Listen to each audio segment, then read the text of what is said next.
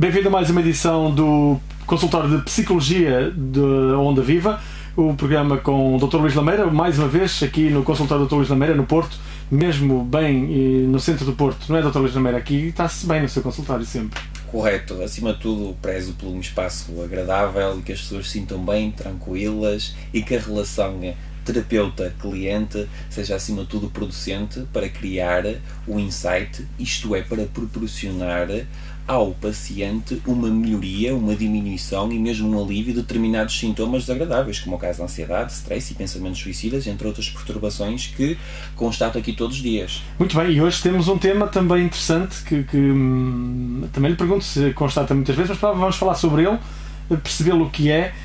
Vou já desvendar, é o vício do sexo, é o tema para hoje. Isto é, digamos, na linguagem corrente. Doutor, em termos técnicos, é adição ao sexo. Adição ao sexo, o sexo compulsivo também é muito utilizado este termo clínico. Curiosamente, quando vinha para o consultório, antes de estarmos aqui, ligaram-me e perguntaram-me, um colega meu da área perguntou-me, então, vais falar sobre o que é hoje? E eu vou falar sobre o vício do sexo, sexo compulsivo, ou adição ao sexo, como preferirem os caros ouvintes. E, entretanto, vamos falar de um tema, de uma minoria. Não, efetivamente estamos a falar num tema que é constatado diariamente a nível clínico. Uma perturbação que é constatada ao nível das consultas de psicologia.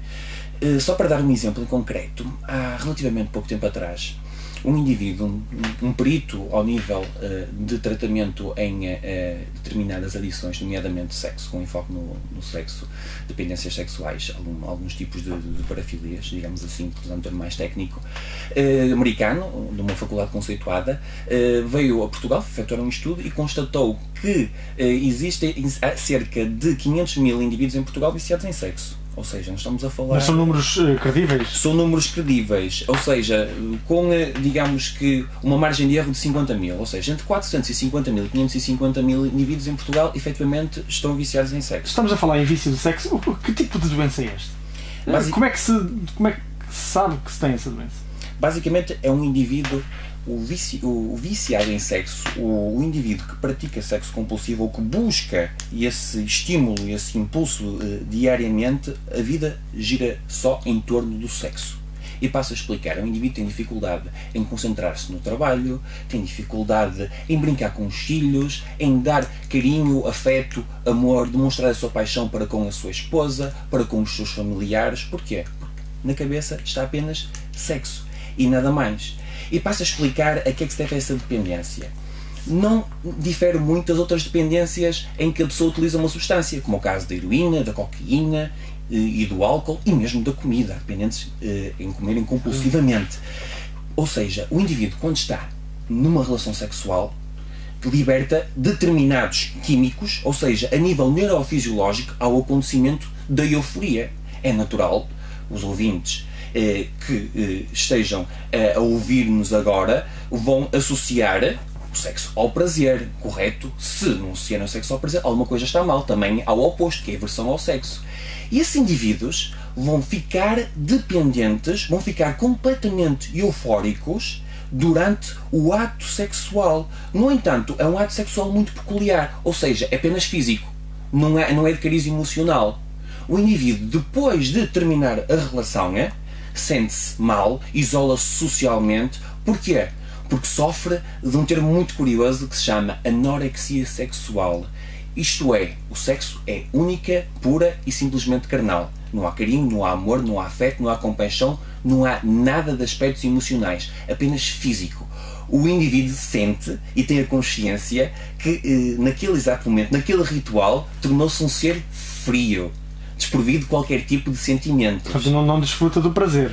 O indivíduo não desfruta do prazer. Ou melhor, ele desfruta do prazer. Eu vou dar um exemplo. Na ótica dele, não é? Na ótica dele, no momento em que está a praticá-lo. No fim, sente-se muito mal, isola-se e entra em pequenas fases de depressões, no fundo poderá dar origem a longo prazo a depressões mais graves, nomeadamente poderá começar a ruminar, a criar pensamentos suicidas, porque o indivíduo no fundo, aquilo que nós apelidamos de tarado, passo a expressão, é um indivíduo que sofre muito sozinho, ele isola-se e muitas vezes tem necessidade de levar uma vida dupla, porque não se sacia só com 1 ou 2 ou 3 parceiros ou parceiras sexuais, consoante o caso que estivemos a falar.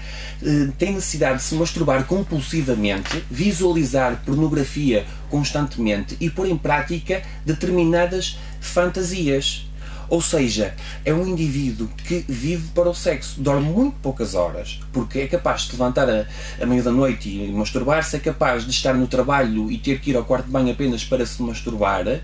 Isso, a longo prazo, traz uma série de digamos, consequências negativas. Exatamente, o que estamos a falar, e antes de irmos às consequências, o que estamos a falar, já estamos no limite.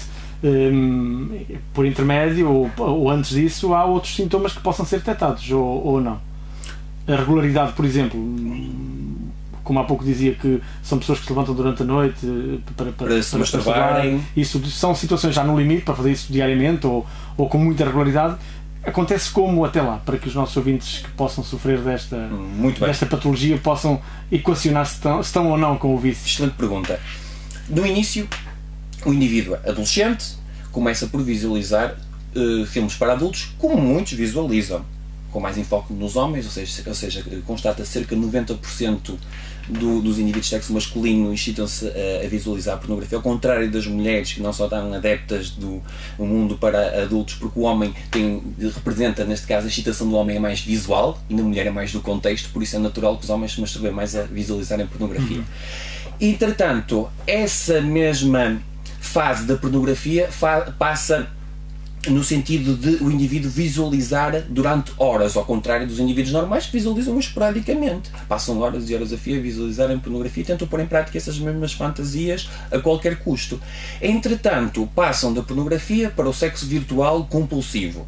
Do sexo virtual compulsivo podem passar para outro tipo de práticas, também, entre aspas, virtuais, como o sexo por telefone compulsivo. Muitas vezes ligam para desconhecidos, tentam arranjar números a partir da internet, etc. E, entretanto, surge a oportunidade de colocarem em prática essas fantasias com uma parceira.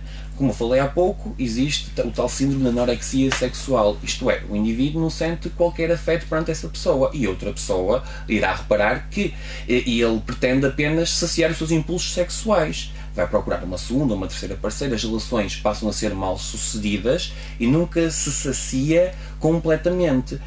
Há o clima de euforia no ato da relação sexual. Termina o ato da relação sexual, o indivíduo sente-se mal, porque ao fim e ao cabo não desfrutou da relação sexual na máxima plenitude. Sobe na perspectiva única, pura e simplesmente carnal. E o indivíduo vai se isolar socialmente, isto é, deixa de sair com os amigos, deixa de conviver, no trabalho o desempenho vai reduzir-se. Porquê? Porque à sua volta só vê sexo. É muito interessante a perspectiva de distinguirmos, faço aqui um parênteses, entre fantasia e desejo. São dois aspectos diferentes. Estes indivíduos passam da fantasia ao desejo. Eu passo a explicar qual é a diferença. Fantasia é algo que não é passível de ser colocado em prática. Dou um exemplo em concreto. Eu zango-me com o meu vizinho de baixo, do andar de baixo, porque ele está a fazer barulho. Eu, como pessoa educada, bato à porta dele e aviso: ó, desculpe lá, mas o senhor está a fazer barulho. Pedia que fizesse um pouco menos barulho, porque pretendo descansar, já não são horas para fazer o barulho que o senhor estava a fazer. No entanto, no pensamento se calhar de muita gente, dá vontade de fazermos outras coisas que não sejam as mais corretas, mas não passa de fantasia. Ou seja, a minha fantasia naquele momento... Pensou em fazer, mas não fez. A minha fantasia, se calhar, naquele momento foi realizar algo, digamos que menos eticamente correto. No entanto, o meu desejo foi ir falar com ele de uma forma cordial e educada e resolvemos essa situação como dois adultos devem resolver, ou seja, sem violência, sem insultos, de uma forma cavalheiresca. E no sexo é exatamente igual. As fantasias não são passíveis de serem realizadas. Os desejos, sim. E este indivíduo já transforma essas mesmas fantasias em desejos. É perfeitamente natural. Mesmo que passa automaticamente para os atos. Passa automaticamente para os atos. Mesmo entre casais, muitas vezes perguntam-me em consulta: eu sou muito feliz no meu casamento, o que é que se passa comigo? Ou às vezes imagino-me com outra pessoa. Pois, agora resta saber se essa questão é uma fantasia ou um desejo. Se é uma fantasia não há problema nenhum. Todos nós temos fantasias. Mal seria de nós se não tivéssemos fantasias. O mundo ia muito mal. Agora, quando essas fantasias se transformam em desejos, já é pior. O desejo de estar com outra pessoa que não a pessoa está comigo. Exatamente. Ou seja, alguma coisa não está bem na relação. E é isso que se passa com esses indivíduos. São anoréticos sexuais. Doutor, vamos então e às consequências. Há pouco interrompi para as consequências de uma pessoa que sofre do vício do sexo. Para já, as consequências poderão ser físicas. Uma masturbação compulsiva leva a danos ao nível dos genitais, por exemplo. Depois, coloca em risco o seu casamento, na maioria deles. A consequência maior a nível socioafetivo, digamos que é o divórcio. E depois os amigos, o grupo de pares, verificam aquela problemática à volta deles. É um indivíduo que se isola socialmente, acaba por perder o suporte social, é um bocado colocado de parte dos grupos a que pertence, grupo de amigos, familiares, às zangas primeiro com a esposa, com os filhos, e depois ao isolamento total, se não for tratado a tempo. Entretanto, é preciso também referirmos que é um indivíduo que poderá desenvolver um quadro clínico de depressão, primeiro moderada, leve, poderá passar a grave, e também poderemos constatar tentativas de suicídio. É preciso termos muito em consideração, acompanharmos esses indivíduos, porque raramente eles conseguem deixar o vício do sexo por si só. Será necessário um acompanhamento clínico. Eu estranho, na nossa realidade em Portugal, ainda não virem figuras públicas que já foram viciadas em sexo terem que desempenhar aquele papel pedagógico, é quase como uma obrigação moral, utilizarem a fama no bom sentido, dizerem: eu já tive esse problema, vocês, se tiverem, tratem-no, porque é uma situação que pode levar ao descalabro a nível pessoal, intrapessoal, interpessoal, etc. Por exemplo, nos Estados Unidos, nós verificamos várias figuras públicas que admitiram que estavam viciadas em sexo. O golfista Tiger Woods, o ator Jack Nicholson, e entre outros, que a maioria dos nossos ouvintes está familiarizado com estes nomes. E deram grandes notícias sobre isso. E deram grandes notícias sobre isto. Houve um grande enfoque mediático nessas pessoas. E o que é que isso gera? É o fator positivo da fama, ou seja, o fator pedagógico, ou seja, uma pessoa que eu conheço, que até posso não admirar, mas que ele tem um problema que admite, e eu também, como pondo-me no lugar do paciente viciado em sexo, deverei recorrer à ajuda psicológica para, de certa forma, extinguir estes instintos, estas pulsões que eu não consigo controlar. Dr. Luís Lameira, esta questão do vício do sexo, que relacionamento tem com a prostituição? São pessoas que, por vezes, nessas atividades, sofrem dessa patologia do vício do sexo. Correto. Foi muito assertivo nessa comparação que me colocou. Nessa questão que me colocou e na consequente comparação, que é o seguinte: ao nível da prostituição, aquilo que constatamos em psicologia, segundo os estudos, a maioria dos indivíduos que recorrem à prostituição não são, digamos assim, viciados em sexo. Sim. Um indivíduo que recorra a uma prostituta poderá recorrer do ponto de vista de pressão do grupo, poderá recorrer por uma questão de estatuto social, isto verifica-se na classe alta, estais acompanhados de luxo, em negócios, etc. Poderá recorrer, isto é uma minoria, são indivíduos que se encontram doentes, tais dependentes e emocionais, ou seja, precisa de uma companhia apenas para falar e não há o ato sexual em si. Depois, há o indivíduo viciado em sexo que recorre regularmente a prostitutas, se tiver posses para isso. Se não tiver posses para isso, terá que saciar os seus impulsos de outra forma. Muitas vezes, infelizmente, e felizmente é uma minoria dos viciados em sexo, recorrem a outro tipo de práticas, que é terem sexo com incapacitados, pessoas idosas, mais frágeis, e mesmo poderá levar, mais uma vez refiro com uma minoria destes tais 500 mil que eu falei em Portugal, falando da nossa realidade, a outro tipo de parafilias mais graves, que é o caso da pedofilia, que é uma pequena porcentagem de indivíduos. As pessoas já estão familiarizadas com o termo, infelizmente, porque aconteceram estes casos recentemente, foram muito mediáticos, que é a pessoa sentir-se atraída por crianças. Neste caso em concreto, o indivíduo deverá, como é óbvio, ser supervisionado, tratado e ser responsabilizado pelos seus atos. Porque nunca vai mudar, tem a doença. Não concordo completamente consigo, e passo a explicar porquê. Nunca vai mudar, digo, se não for tratado. Se não for tratado, exatamente. Como eu referi há pouco. Porque não é o afastar, que muitas vezes vemos medidas da justiça, afastar a pessoa da criança ou das crianças com quem anda a ter esses atos abomináveis, e muitas vezes não é só por afastar, tem que indicar um tratamento psíquico para resolver o assunto, senão essa pessoa tem descaídas regulares. Correto. Aliás, como eu referi há pouco, a pessoa não se consegue tratar por si só, à exceção de uma pequena minoria. A maioria dos indivíduos viciados em sexo necessita de tratamento psicológico. E esse tratamento é com base na psicoterapia, isto é, uma relação terapeuta, que é o psicólogo, versus cliente e também, numa primeira fase, poderá necessitar de medicação, mas a medicação não resolve por si só o problema. Eu passo a explicar porquê. Porquê é que as pessoas estão dependentes em algo? Porquê é que as pessoas estão dependentes no álcool, no sexo, muitas vezes até em drogas, outro tipo de drogas mais duras, heroína, cocaína, etc. Não é que o vício do sexo seja neste caso, um problema menor que essas drogas, que eu ponho-os todos ao mesmo nível. É o seguinte, um indivíduo é dependente de algo para fugir das frustrações da sua vida, para camuflar os problemas que tem. Por exemplo, eu recebo uma má notícia na minha vida. Morte de um familiar, perda de um emprego, as coisas estão mal, agora com a crise só falamos de coisas negativas. Eu posso partir um prato, é mau. Ou posso, de certa forma, dar um murro na mesa, também. Não é nada de grave, mas poderá acontecer. Ou até posso descarregar sobre os meus amigos, e já é mais grave. No entanto, eu posso adotar caminhos para camuflar as minhas frustrações, angústias, recorrendo a dependências. E as dependências é isso mesmo. É por isso que eu digo que a medicação por si só não resolve o problema das dependências. Tem que haver uma reestruturação cognitiva. Isto é, mudarmos o nosso sistema de crenças e valores, ou seja, a forma como nós vemos o mundo à nossa volta e como é que podemos interagir com ele, de forma a darmos uma resposta positiva àquilo que não podemos controlar. Exatamente, que é a nossa realidade neste momento, que infelizmente a tal famigerada crise que nos leva à depressão, ou pensamentos suicidas, e as depressões estão a aumentar cada vez mais. Agora, um parênteses, a OMS estima que no mundo inteiro haja 350 milhões de deprimidos. É grave. Claro. É muito grave. Doutor, e para concluir, que papel podem ter os pais e professores nos adolescentes para a prevenção do sexo compulsivo? Para responder a essa questão, é preciso falarmos primeiramente do seguinte aspecto. Cada vez mais recebemos mais impulsos sexuais por parte dos média, mesmo em simples reclames, simples spots publicitários de meninas e meninos com corpos vistosos, seminus, etc. E agora a net também traz também a facilidade de conseguirmos vislumbrar conteúdos para adultos. Escolher uma medida. Correto.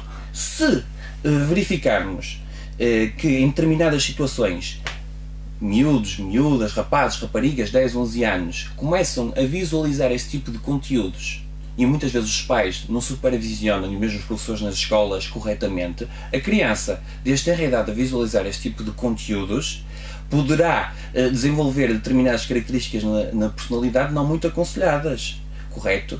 Porque não vai depender do impulso que ela visualiza, mas da interpretação que ela dá a esse mesmo impulso.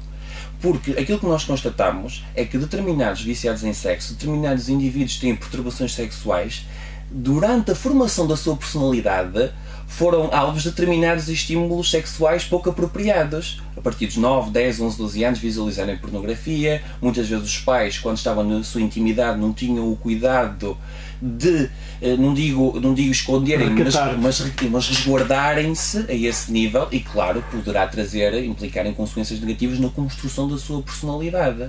Quando são adultos, aí as questões já são completamente diferentes. Professores devem falar, acima de tudo, sempre que tiverem possibilidade, devem abordar questões sexuais se forem interrogados sobre isso. Nós já sabemos que, infelizmente, em Portugal, a educação sexual deixa muito a desejar, ou melhor, não há educação sexual em Portugal, não consigo perceber. E o facto de não haver educação sexual em Portugal pode ter como consequência, no futuro, muitas crianças desenvolverem perturbações sexuais. Os números que apontou há pouco. É grave. Estas perspectivas economicistas não têm contra o ser humano, infelizmente. E temos que referir isso em público e sermos frio quanto a esse aspecto. E curiosamente, muitos indivíduos que desenvolveram a perturbação do sexo compulsivo vieram de famílias conservadoras, em que o sexo era um tabu. Muito bem, doutor, vamos concluir a frase da semana. A demonstração de amor requer mais do que beijos, sexo e palavras. Sentir-se amado é sentir que a pessoa tem interesse real na sua vida. Muito bem.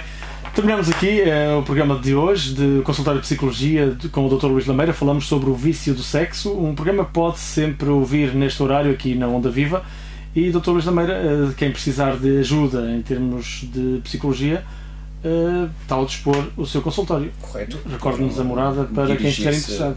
Neste momento onde nos encontramos, ao campo 24 de Agosto, muito simples de de encontrar o meu espaço de trabalho, que é junto ao Hotel Vila Galé, junto à estação de metro 24 de Agosto, e também estou disponível para atendimento em Barcelos, na freguesia de Manhã. A qualquer momento poderão contactar-me para o 91 500 24 56. Disponham sempre, caros ouvintes. Obrigado, Dr. Luís Lameira. Despede-se Otávio Correia e o Vítor Silva. Nós voltamos na próxima edição. Até lá, se Deus quiser.